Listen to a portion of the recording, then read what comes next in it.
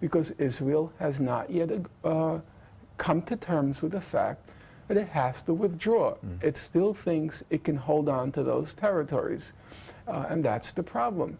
I think once public opinion is aware of what the real obstacle is, as I said earlier, I think even Jews are going to begin to fall in line because they'll be embarrassed. They'll be embarrassed. Jews believe they're liberal. They believe in the rule of law. Here's this world court. And, you know, there are limits to which you can say everyone's an anti-Semite. All 15 members of the world court, including Rosalind Higgins, the British judge who's Jewish, including Thomas Bergenthal, the American judge who's Jewish, is that really credible? And at that point, you have a kind of crisis in the conscience or the self-image. It's a little different. The conscience or the self-image of American Jews and the Jews elsewhere. Well, maybe we better start rethinking this because it's becoming an embarrassment. Or it's wrong, you know, wrong or embarrassment. Either way, we have to rethink it. There's a way to win now. There's a way to win now. Let's go back a little to the region.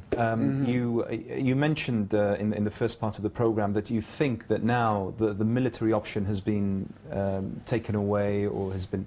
Really, do you think that that's the end of it? The talk of or the parading or the posturing of regarding force used? No, it's not the end. It's temporary. As I said, I think they're going to try again with Iraq. Excuse me, try again with Lebanon. And they'll be waiting for a new opportunity with Iran. It's in temporary abeyance. The place where it ended, you know, was with Egypt. That was a serious long-term commitment. Because if you read the literature after the '73 war, they began to panic that the balance was shifting.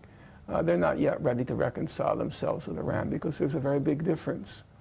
It was very clear that Sadat was dying to get into the American camp.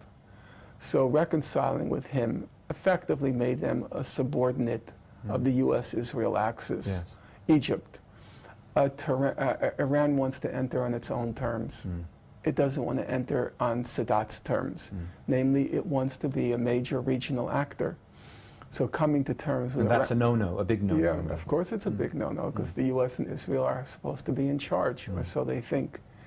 And so entering into an agreement with Iran will be on very different terms.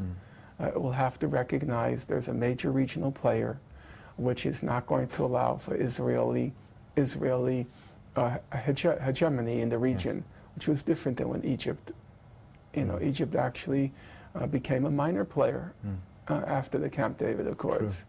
It was the end of the Nasser era, effectively. And they're not ready with that with Iran. Neither is the U.S. There's no military option as far as they can tell. Now, they're not yet ready. And as I said, I don't really, I'm sorry I have to say it, I'll be totally betraying my parents' legacy if I suddenly became an advocate of war, and I'm not going to go there. But regrettably, I just don't see any option until Israel becomes convinced there are no military options, and they're a very tough nut to crack. So within that kind of idea, if you wish, how do you see the region panning out in the foreseeable future? Let's say the medium term. Now let's not go beyond that. But let's say within the next 2-3 years. I mean, we're talking about Lebanon. We're talking about Iran. We're talking about the still ongoing crisis in Iraq, which doesn't seem like it's going to, solve itself within the next few weeks or months. We have Syria there.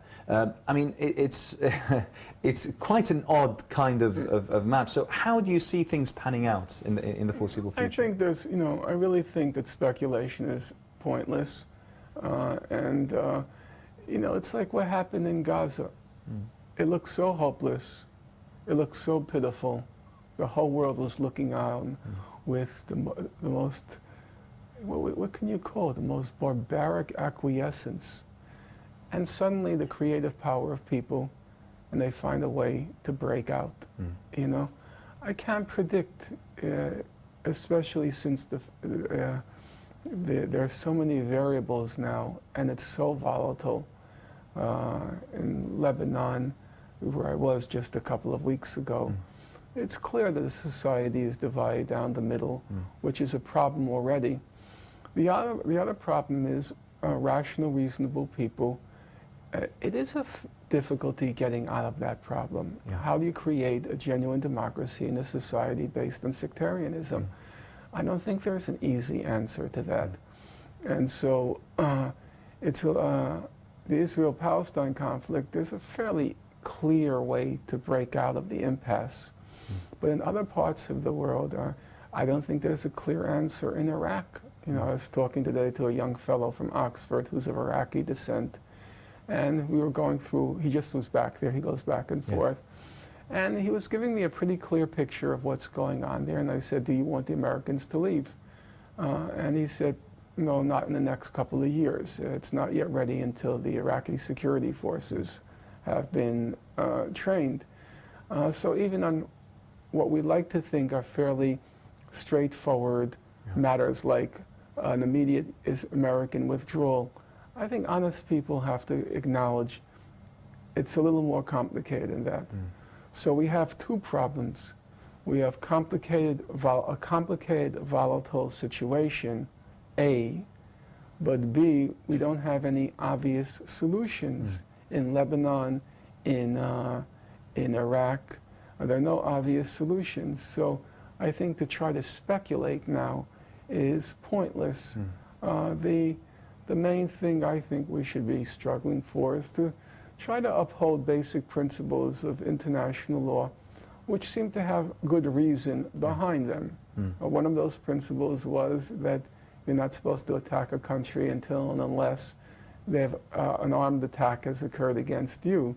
The U.S. violated that principle and several times. Several times, but most spectacularly in the case in March 2003, and created a huge catastrophe, which should lead rational people to believe that maybe there was some good sense behind that principle of international law and Article 51, that unless the UN authorizes it, you only have a right of self-defense against armed attack.